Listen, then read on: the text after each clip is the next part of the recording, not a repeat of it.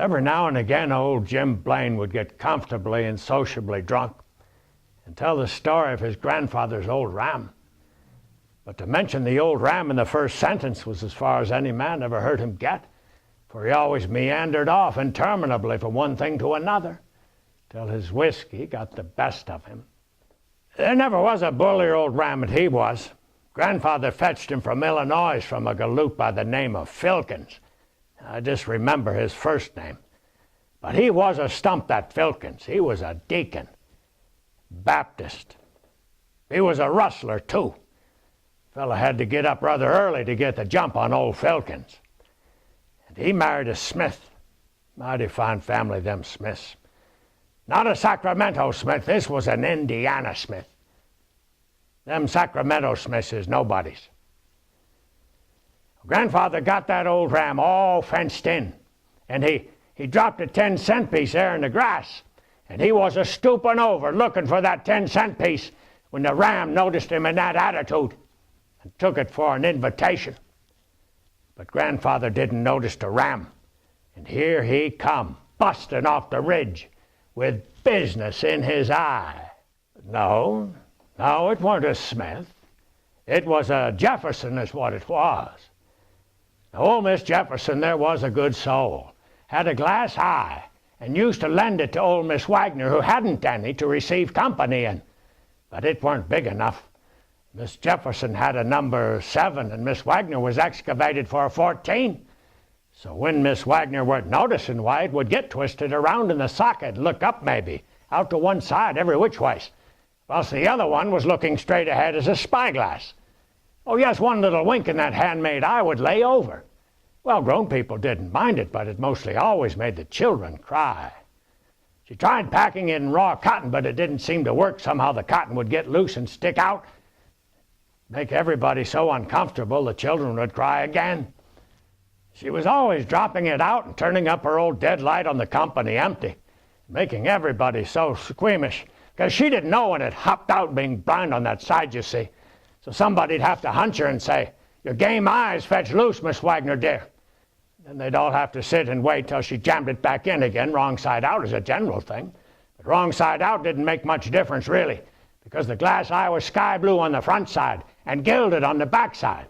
So when Miss Wagner would get excited, why, it would begin to whirl, and it would flash yeller and blue and yeller. No, it weren't a Jefferson. It was a Hagedon is what it was. Now, Sarah Hagedon, there was a woman. She could heft a barrel of flour faster than I can flip a flapjack. And her father, old Silas Hagedon, could carry around more mixed liquor and cuss better than any man ever saw. And he was friends with Lem, my cousin Lem. And Lem was uptown one day with his dog. What was that dog's name? Lem was leaning up against the scaffold and drunk or sick or something. And there was an Irishman up on the second floor with a hod full of bricks. That Irishman's foot slipped down, he come, bricks and all. Lit on a perfect stranger. Knocked the living aspirations right out of him. Was an accident, they said. Well, there ain't no such thing as an accident, but don't have the divine hand of providence to it. And the object of that providence was to save the Irishman. For if the stranger hadn't have been there, the Irishman would have been killed. So then you might want to ask, if it was providence, why weren't the dog appointed? Well, for a very good reason. The dog would have seen him coming. You can't appoint a dog to a special providence. What was that dog's name? I had an uncle got himself killed up here once. It was just awful. The poor man never had any insurance, and he was always sorry about it afterwards. It was on the 4th of July, and this uncle of mine, all full of patriotism, opened his mouth to hurrah, and a rocket went right down his throat. Well, before he had a chance to ask for a glass of water to quench the thing, it blew up. And for 24 hours it rained buttons recognizable as his. Well, a man cannot have an experience like that and be entirely cheerful for the rest of his life. There was a fellow went to see that Dr. Tushmaker up in Virginia City to have his tooth out. Dr. Tushmaker was very good at his craft. He used to practice pulling teeth on iron rakes. Well, a patient came in and sat in the chair. The dentist pulled and the tooth wouldn't come, but the patient's right foot come up. The dentist said, "What are you doing that for?" He said, "I don't know, I can't help it." The dentist said, "Well, you go home, come back in a week. I'll take care of you."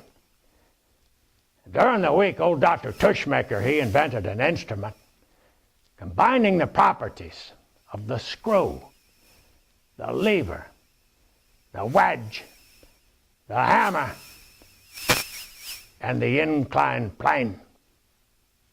Well, the patient came back and sat in the chair. One turn of the crank, and out came that tooth. Its roots were hooked under the patient's right big toe, and his entire skeleton was extracted with the tooth. They had to send him home in a pillowcase. But no matter, old Dr. Tushmaker, he got a patent on that instrument. Yes, as a turkey deboner. No, I don't suspect we ever will find out what happened to grandfather's old ram.